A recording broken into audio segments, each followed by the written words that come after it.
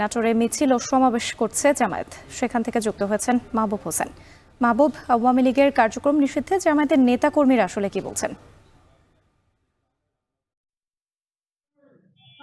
জি, আপনি যেমনটি বলছিলেন যে গতকাল রাতে কিন্তু আওয়ামী লীগ নিষিদ্ধের পরে আজকে সকাল 9:30টায় কিন্তু নাটোর জেলা জামায়াতের যারা নেতৃবৃন্দ রয়েছেন তারা কিন্তু আজকের এই একটি বিক্ষোভ একটি মিছিল করেছেন।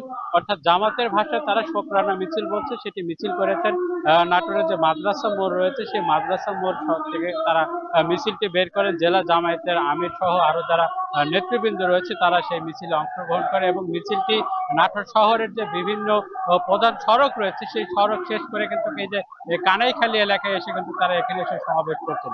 তবে সমাবেশে জামায়াতের নেতারা যেটি বলছেন যে আওয়ামী লীগকে শুধু কার্যক্রম নিষিদ্ধ নয়, তাদেরকে যে দল হিসেবে নিষিদ্ধ করে অতি দ্রুত সেই পরিপত্র জারি করতে হবে এবং আওয়ামী লীগের যেসব কার্যক্রম রয়েছে সেসব সকল কার্যক্রম কিন্তু তারা বন্ধের এবং নিষিদ্ধের দাবি জানাচ্ছেন এবং সে সাথে যে ফ্যাসিস্টের দোসর হিসাবে এবং যারা রয়েছেন তাদেরকে গ্রেপ্তারের দাবি জানিয়েছেন এবং আওয়ামী লীগকে ফ্যাসিস্ট হিসেবে যে গণহত্যা চালিয়েছে সেই গণহত্যার জন্য তাদেরকে দ্রুত বিচার করা হয়। সে সাথে তারা আরো দাবি জানিয়েছেন যে যেহেতু বর্তমানে আওয়ামী লীগের যে প্রধান ছিলেন শেখ হাসিনা, তাকে দেশে ফিরিয়ে এনে যত দ্রুত সম্ভব এই গণহত্যার বিচার করে বাংলাদেশের একটি ফ্যাসিস্ট মুক্ত যেন করা হয়।